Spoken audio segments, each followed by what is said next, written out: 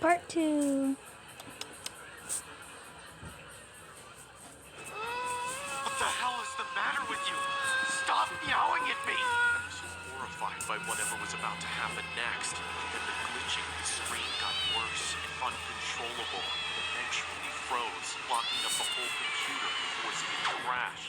I breathed a deep sigh of relief that the computer shut itself off. I was still dumbstruck in the darkness and sitting on the floor, so I have no idea how long I would have let that go on before I came to my senses and skipped that psycho. I eventually picked myself up and left my computer alone for the night, deciding to get some sleep and see if I couldn't forget the whole thing, or at least put some mental distance between me and it.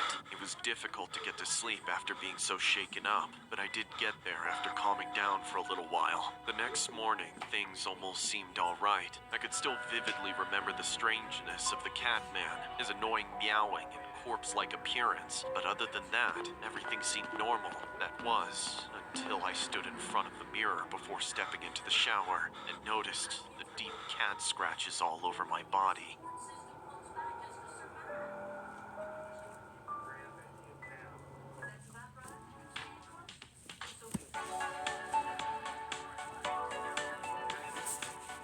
Here's how to make this viral CarPlay adapter rig that I just invented. Normally these will sit up here like this, but as you can see, mine doesn't have...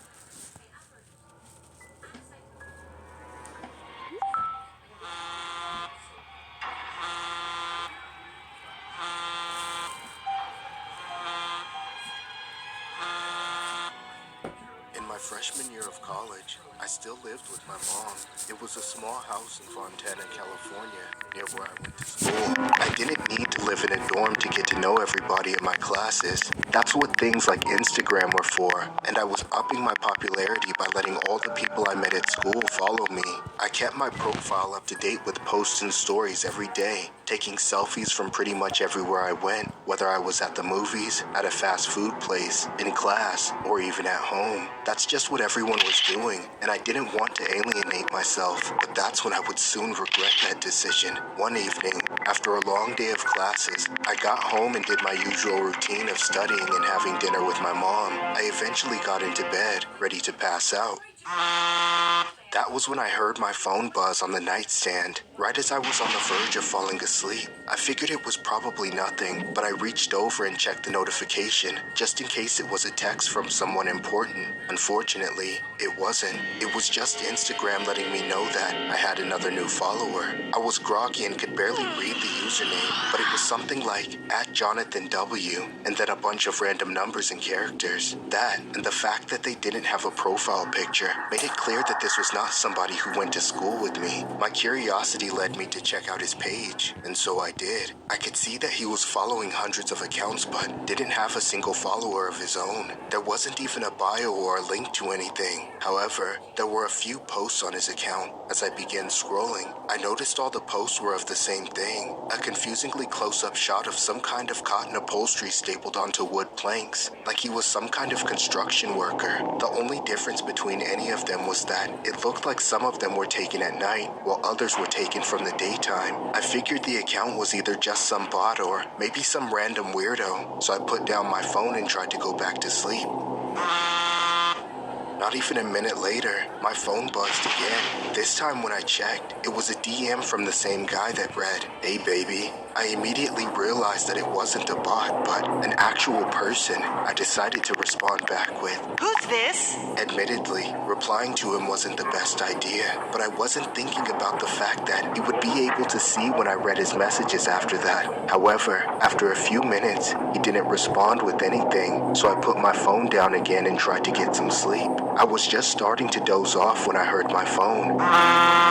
Yet again, this time, I ignored it. It annoyed me to think I was about to lose much needed sleep just to interact with some Instagram creep. I figured if I stopped reading his messages, he would get bored and move on like most of them do, but that wasn't the case. A minute later, there was another notification. My sleepiness was already spoiled by how irritated I was, so I checked it out with the intentions of blocking him, but what I saw made me realize that I was getting dragged into something far more serious than I had anticipated. He sent a candid picture of me at school. A chill ran down my spine. In the picture, I was in the outfit I was wearing earlier that day, but I had no idea I was being photographed by anybody but myself and my friends. He sent it with a caption that read, "Do you like this candid shot I got of you today?" All of a sudden, this situation with seemingly just a harmless weirdo turned into something far more terrifying. I didn't know what to do, so I sent him a harsh text cussing him out. Who the hell are you? Leave me the f alone or I'll send this to the cops. Then as soon as I sent the message, I blocked the account so he didn't have time to respond. I threw down my phone for the last time and tried to finally get some sleep, but I was so horrified thinking that I now had a stalker on my hands. I had no idea who he was or how long it had been going on, yet somehow I managed to put myself in enough denial about the whole thing and fell asleep. In the morning, however, I remembered everything. I told my mom about the whole ordeal before I left the house, and I could tell she was concerned for me, but also just as clueless as I was. I talked to my friends about it at school, but none of them have ever dealt with anything like this before either. Thankfully, when I got home, my mom had this idea of setting up a couple of home security cameras around the house. Neither of us knew what this creep was capable of, so she figured we'd have the extra measure of safety to help me feel safer. We made sure to put one of the cameras in my bedroom just before I went to bed for the night. I laid down and put my phone on Do Not Disturb. I was strangely feeling comfortable, like maybe nothing was that wrong after all. But just a few minutes after I turned off my lights, I heard my bedroom door creak open. I opened my eyes, and that's when I saw the man in his underwear standing in my doorway. I started screaming from the top of my lungs, and that's when the man suddenly lunged towards me. I began to kick and scream simultaneously, just to get the creep away from me. Thankfully, the sounds I was making were enough to make him turn around and run out of the house. My mom came storming into my room to my aid. We stayed in the bedroom with a chair leaning against the doorknob and immediately called the police. Somewhat unsurprisingly, the man didn't run very far. They caught him lurking in the neighbor's yard just a few doors down. We handed over the security footage to the police and told them everything we knew.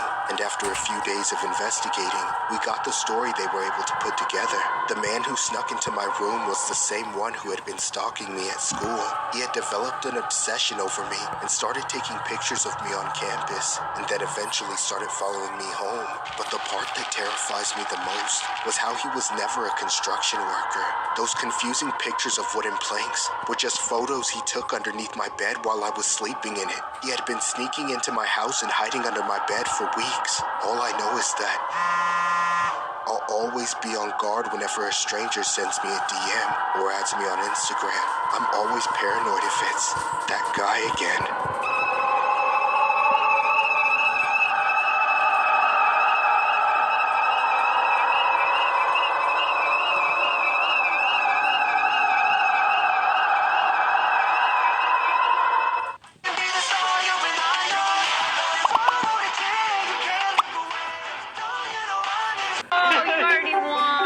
Select this game over here.